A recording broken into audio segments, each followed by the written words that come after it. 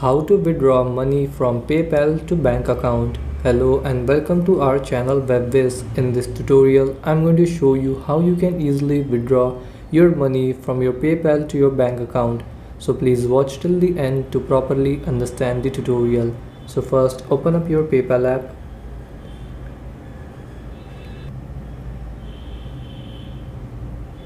And then once your PayPal app is loaded, here you will see all of your PayPal balance.